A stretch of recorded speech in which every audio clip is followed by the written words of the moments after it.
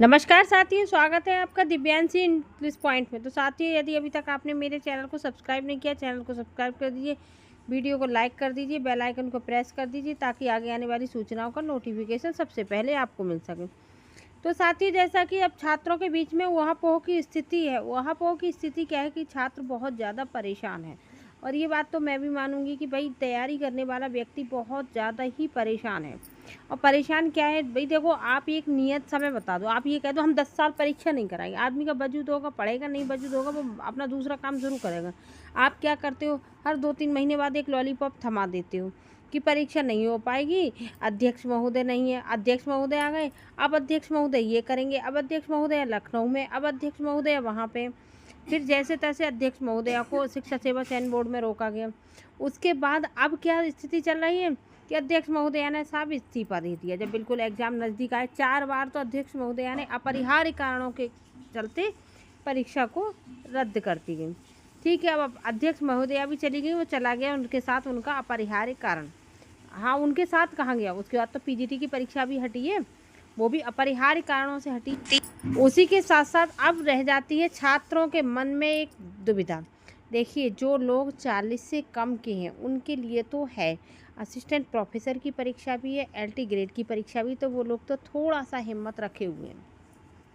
लेकिन समस्या किसके साथ है? समस्या उनके साथ है जो 40 प्लस हो गए हैं, जिनके पास टीजीटी 2022 के अलावा, पीजीटी 2022 के अलावा और कोई विकल्प नहीं है।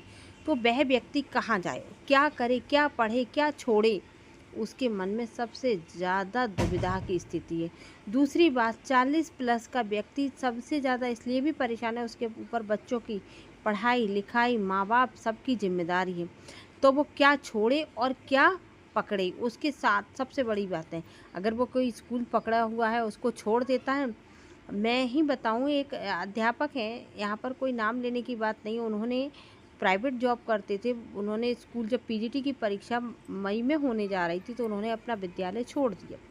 उन्होंने ये सोचकर छोड़ दिया कि अब मैं पीजीटी की तैयारी, उनकी तैयारी भी अच्छी थी, कब मैं पीजीटी की तैयारी कर रहा हूँ तो मैं परीक्षा छोड़ दूंगा। उन्होंने जब विद्यालय के प्रिंसिपल साहब से ये कहा कि मुझे 2 महीने पढ़ने की मोहलत दे दीजिए।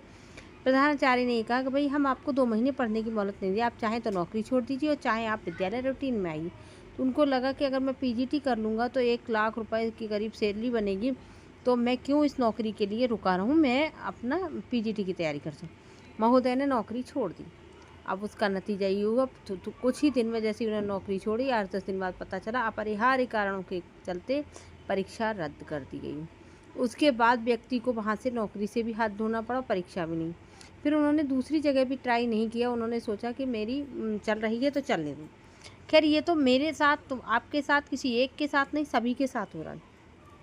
मेरा मुद्दा केवल इतना सा था कि आप लोग ये ना समझें कि आप ही परेशान हैं, बहुत लोग परेशान हैं इसके चलते।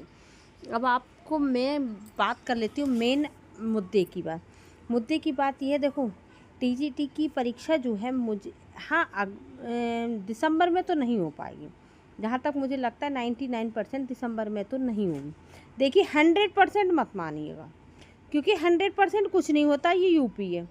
उन्होंने, हो सकता है, देखिए अब मैं बताऊँ आपको, 15-20 नवंबर तक आपके आयोग के अध्यक्ष आ जाएंगे।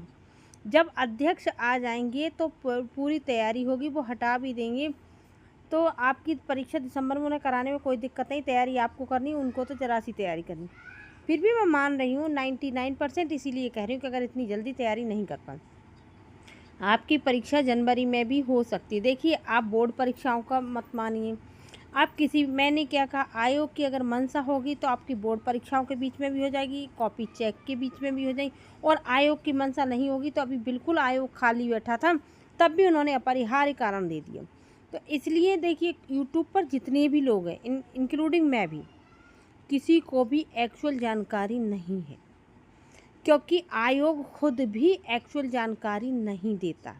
उनको खुद भी नहीं पता है कि अगले ही पल सरकार का क्या निर्णय आ जाए। तो आपको सही जानकारी केवल इतनी सी मिलनी चाहिए कि आपको पढ़ाई करनी है। अगर आप 40 प्लस है, आपके पास कोई दूसरा विकल्प नहीं है, तो आप टीजीटी पीजीटी को ज़्यादा मत पढ़िए, आप अपनी नौकरी मत छोड़िए, आप 2 घंटे रात को पढ़ते रहिए। आपका बराबर रिवीजन होता रहेगा, आपकी बराबर तैयारी होती रहेगी, आप करते रहेंगे।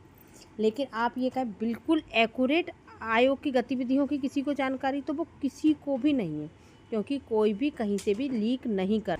अगर मैं आपसे ये कहूँ कि जानकारी है, तो एलटी का विज्ञापन रातों रात आ गया और सब यही कहते रहे अभी नहीं आएगा, अभी नहीं आएगा, और विज्ञापन आके सामने खड़ा हो गया।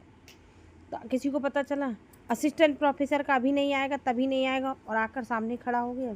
किसी को पता चला टीजीटी की परीक्षा तिथि अभी नहीं होगी, आयोग के अध्यक्ष अभी नहीं आएंगे। जब सबने ये कहा नहीं होगा नहीं होगा, तब हो गया। जब सबने कहा अभी हो जाएगा, नियत समय पर होगा, आप तैयारी में जुट जाएगी, तब नहीं हुआ। तो इसलिए मैं आपसे कहूँगी एक्चुअल जानकारी किसी को नहीं है। और मुझे यार ये लगता है कि जब सारे यूट्यूबर ये कह रहे होते हैं कि परीक्षा नहीं होगी नहीं होगी, तभी आयोग एक धमाका कर देता है, और फिर वही लोग जीतते हैं जो इन लोगों की बातों को नहीं सुनते। ये फालतू की जो यूट्यूब पर फैलाते हैं कि परीक्षा नहीं होगी, जुलाई अगस्त जा रही है, सितंबर अक्टूबर जा रही है, कि मई जून जा रही है, आप किसी की बात को मत सुनिए, आप केवल तैयारी करिए। जो मैं अपनी नेक सलाह दे सकती हूँ आप लोगों को दे सकती हूँ, बाकी मर्जी आपकी, भविष्य आपका है। इसलिए आप रात को 2 घंटे पढ़ते रहिए।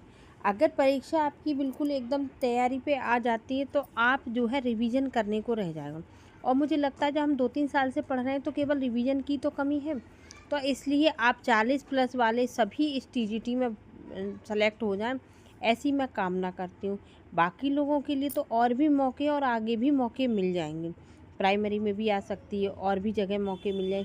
लेकिन जो 40+ वाले हैं उनके पास टीजीटी 2022 के अलावा कोई विकल्प नहीं है, क्योंकि मैंने सुना है आगे भी इसमें उम्र सीमा लागू होने जा रही है और नए पैटर्न पर ये भर्ती होगी।